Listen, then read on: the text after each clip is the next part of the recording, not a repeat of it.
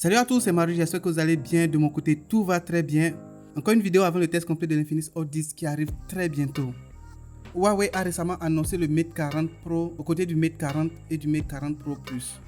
De ces trois téléphones, le Mate 40 Pro est celui qui cristallise le plus l'attention.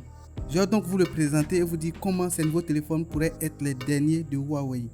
Si vous aimez les contenus sur les nouvelles technologies, n'hésitez donc pas à vous abonner et à cliquer sur la cloche pour ne pas rater mes prochaines vidéos.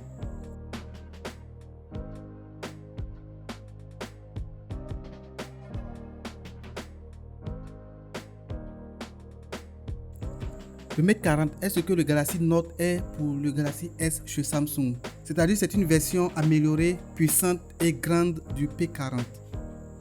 Le nouveau Mate 40 Pro se démarque particulièrement par sa finition. Le design prenait une forte inspiration du Mate 30 Pro de l'année dernière et du P40 Pro. La finition est appelée Mystic Silver, argent mystique. Et bon, on dirait que c'est pas trop traduit. En tout cas, c'est une belle finition. C'est du mat avec des reflets arc-en-ciel. C'est en quelque sorte ce que Samsung avait fait sur le Note 10, mais en plus subtil.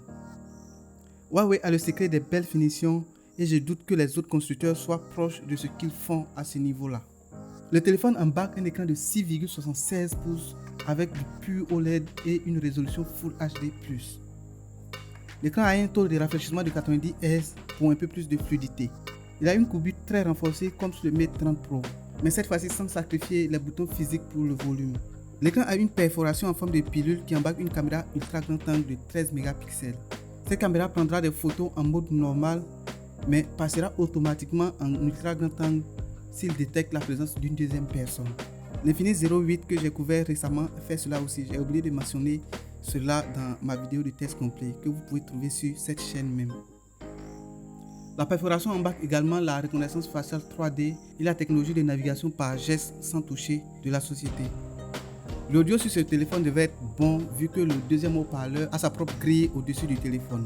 Couplé à celui du bas, on devrait donc avoir une bonne expérience audio stéréo. Le téléphone embarque une batterie de 4400 mAh. C'est plus petit que celui du modèle de l'année dernière, mais l'efficacité de son nouveau processeur devrait l'aider à avoir une meilleure autonomie.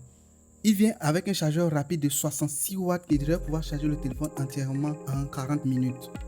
Il supporte aussi la charge rapide à 50 watts en sans fil. Faisant partie maintenant de leur renommée, les caméras sur ce nouveau téléphone de Huawei vont être à coup sûr parmi les meilleures du marché. Cela commence même par le design du module de caméra qui a une forme en cercle. C'est une construction unique et difficile à copier. Selon Huawei, elle est inspirée de la première photo d'un trou noir. Le module embarque 4 capteurs. Il s'agit d'un principal de 50 mégapixels, le même qu'on peut trouver sur le P40 Pro. On a un ultra grand angle de 20 mégapixels qui devrait pouvoir donner des images sans distorsion grâce à la technologie Freeform intégrée sur le capteur. Il a un périscope de 8 mégapixels avec 10 fois zoom et un téléobjectif de 12 mégapixels avec 3 fois zoom. Vous allez donc retrouver avec le Mate 40 Pro des images encore d'excellente qualité qui vont rivaliser beaucoup avec les images d'Apple et de Google. Malheureusement, c'est ici que les choses intéressantes s'arrêtent, car pour le reste, ce ne sont que des problèmes ou des limitations créées par le bannissement américain. Le logiciel MUI 10 est basé sur Android 10 au lieu d'Android 11.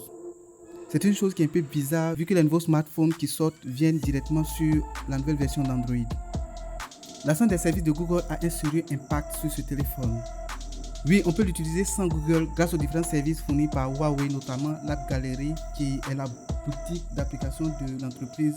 Cependant, quand Gmail, Google Maps et plein d'autres applications avec lesquelles on a synchronisé par exemple nos jeux et nos codes ne passent pas, alors on se rend compte que le Mate 40 Pro n'est pas tout à fait une option viable. Et les problèmes deviennent encore plus sérieux quand on arrive au niveau du processeur. Le téléphone tourne grâce au Kirin 9000 de l'entreprise. C'est une puce de 5 nanomètres qui va apporter une expérience rapide au téléphone. Il se positionne déjà comme le processeur Android le plus rapide du moment. Cependant, le Kirin 9000 pourrait être la dernière puce de Huawei. Les Américains ont encore endurci leurs règles contre l'entreprise en interdisant toutes les entreprises utilisant des brevets américains de faire du commerce avec l'entreprise chinoise. Huawei est maintenant dans une mauvaise posture où elle ne peut même plus fabriquer son propre processeur. Selon les analystes, Huawei a pu stocker moins de 10 millions de puces avant l'endurcissement des Américains.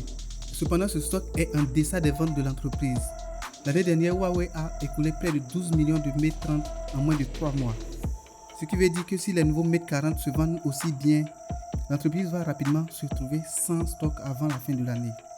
Et c'est ce qui fait peur, car sans processeur, il n'y a pas de smartphone. Et sans smartphone, Huawei ne peut plus exister sur le marché mobile. Et pour ceux qui pensent que l'affaire n'est pas assez sérieuse, sachez que Huawei ne peut plus utiliser les panneaux OLED de Samsung se rabattre sur Mediatek pour des milieux de gamme.